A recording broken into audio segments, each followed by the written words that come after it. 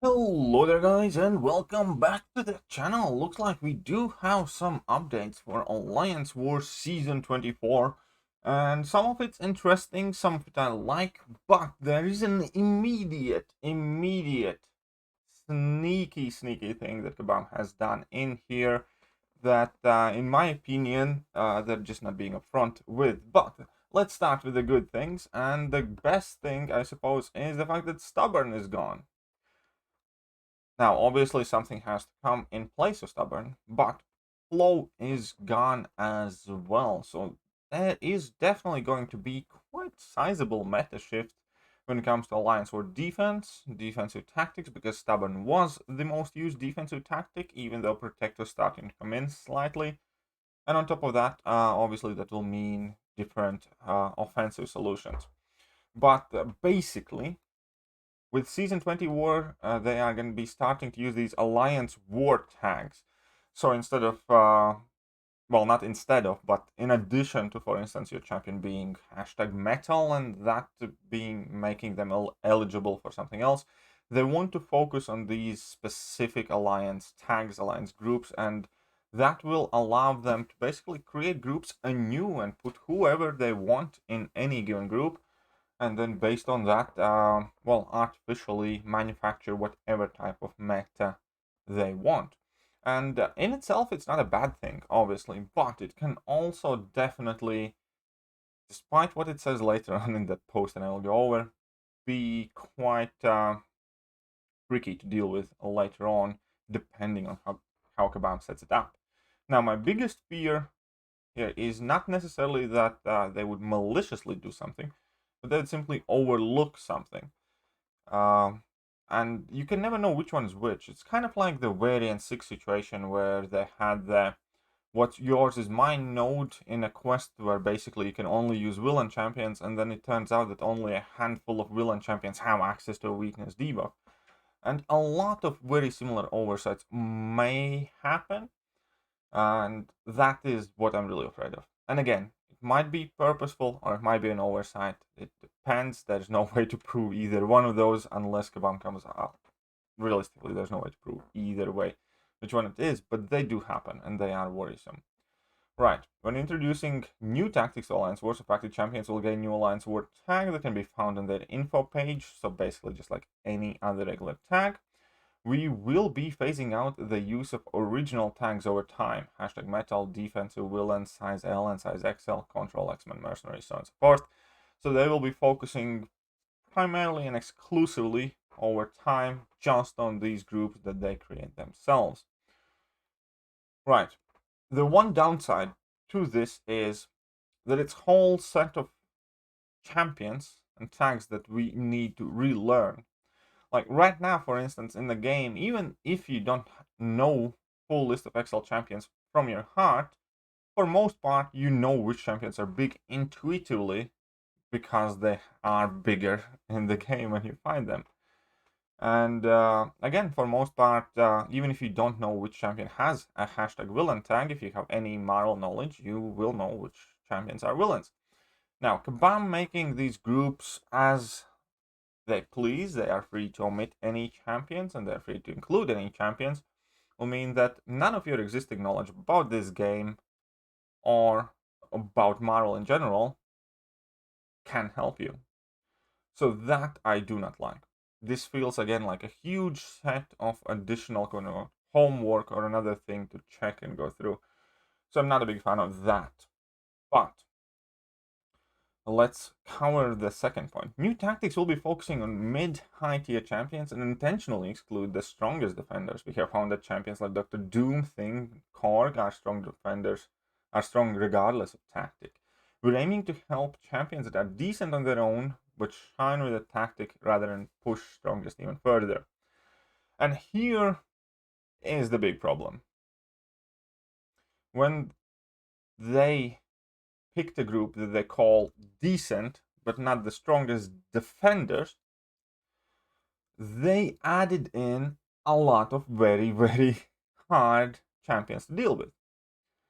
Like Guillotine 2099, Darkhawk, what else we have there? Man Thing, Mephisto, Mysterio. Punisher 2099, Sabretooth, Mr. Sinister, Sorcerer Supreme. All of those are top-end defenders. Guillotine 2099 is one of the hardest defenders. So why the hell she is counted in the same group as Iron Man or King Groot? When it comes to defensive capabilities, I have never looked at any tier list that they exist, but surely Iron Man, Infinity War, Man-Thing, Iron Man, Infinity War, Namor, Wolverine, Old Man Logan are nowhere close to the same level of difficulty on defense as Guillotine 2099, as Mysterio, who are some of the notoriously hardest defenders, and they have still added them in this group that will be affected by this new defensive tactic. This new defensive tactic in itself is going to be quite handful by the looks of it, and that depends on the numbers that are not quite disclosed yet.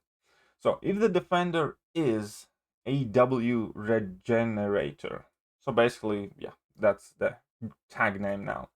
Whenever they trigger a regeneration effect, and it says effect, not a buff, they also trigger up to,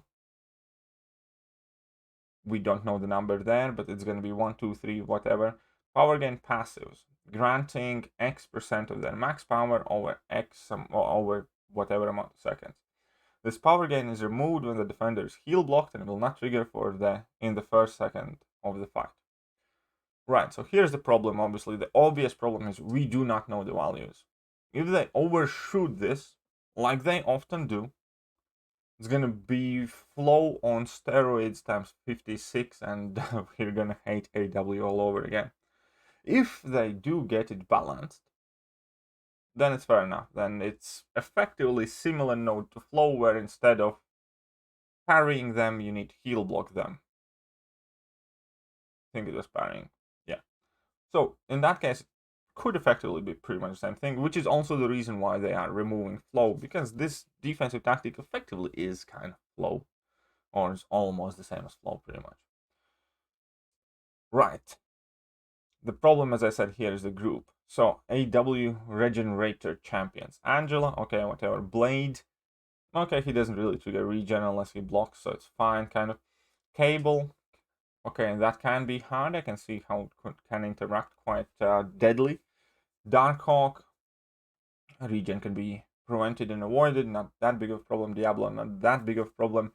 Green Goblin could be a problem. Guillotine 2099 definitely could be a problem. Howard the Duck. Howard the Duck. Again, Guillotine 2099 though. Regen is just at the end, so maybe not that bad. Howard the Duck. Alright, Iron Man, Groot. Magic. Man-Thing. Now, Man-Thing looks scary with this.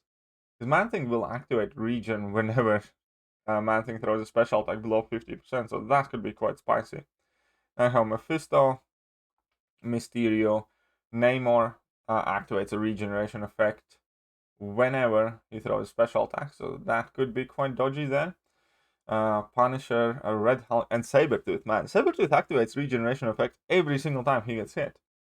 So, fun times. Mr. Sinister, Sorcerer Supreme, Ultron Classic. How can Ultron Classic activate the regeneration effect? It literally doesn't have a regen in his kit. That's kind of funny, but okay, fair enough. Then we have Wolverine and Old Man Logan. Right, so that is that. And then we have Attack Tactic. So this is what we will be able to benefit from when we're attacking, should we happen to use these champions in particular. So if the attacker is damage or AW damage over time, while the defender has one or more damaging debuffs on them, they are passively heal blocked. But yeah, it says 1 in brackets. It could not be 1. It might mean 2, 3, or 4. So keep that in mind. So it again will definitely decide how viable it is. And damage over time champions now is going to be Black Panther, Black Widow, Deadly Origins, Blade, Carnage, Elsa, Bloodstone, Gwenpool, Hitmonkey, Hulkbuster, Hyperion, Iceman, Killmonger, Massacre, Medusa, Moleman, Namor, Nebula, Night Rusher, Old Man Logan, Ronin, Sasquatch, Squirrel Girl, the Devil of Hell's Kitchen, Tigra, and Venom. Out of all these champions, when it comes to meta attackers, there's exactly 0. There is Tigra, who gets occasionally used. There's Venom, who gets used for killing Spider-Man. But other than that, none of the champions on this list really get brought in an Alliance War, in higher tiers anyways. If you want to refer to where I'm getting that information from, then in previous war season, I tracked every single Alliance War, every single attacker that either our Alliance or our opponents brought in, and kind of compiled a meta list, and the video is available on my channel. But point being is, not a single champion on this list that benefit from this offensive damage over time champion list basically is there. So yeah, no meta attackers are included in this group, not a single one. But when it comes to defense, then obviously Sabretooth, Mr. Sinister, Sorcerer Supreme, Guillotine 2099, Mysterio, Mephisto, Man-Thing, Magic, Darkhawk, Blade are all already defensive staples. So that is the thing that I don't like. Obviously, we still have to get to it, play with it, get through it, see how it actually works out. But purely based on that and looking at all of that on paper, I'm already a bit suspicious here. Right, but let's move to the final point. So, 3 updated pools. Since AW Regenerator presents a power control challenge, we're swapping out Flow for Bulwark, as we want our 3 tactics to focus on different mechanics. Our new pool is AW Regenerator, Bulwark, and Protect. So Protect is likely set to be kind of like the stable entry point, and I kind of expect Protect to be the dominant Alliance War tactic right about now for the next season. AW Regenerator will have to be tested out and see how that works. And Bulwark, for those of you who do not know, it's basically a defensive tactic that can let metal champions go indestructible if you hit them too hard.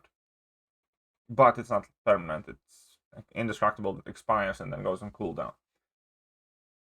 So that is quite a significant change, because quite obviously the most used defensive tactic is out of the window. We have a completely new concept and all defensive tactic getting brought in.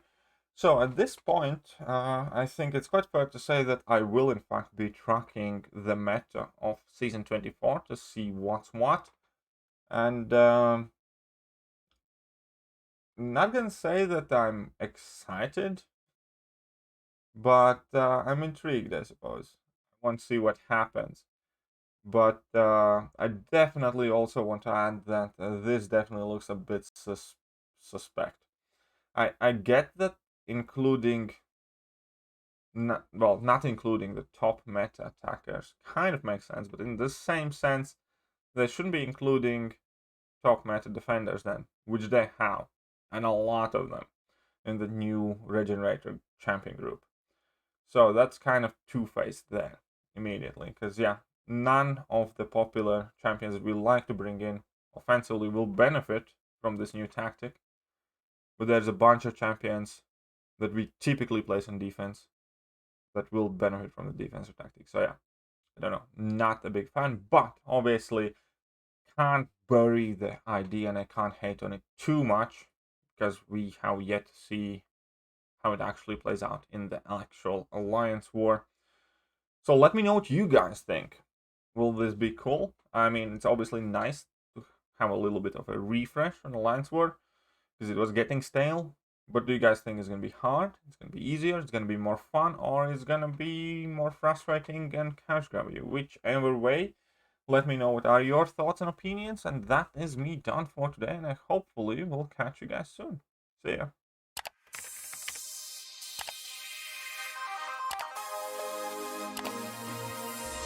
Hello there guys, and welcome back to the channel. So we have all the information about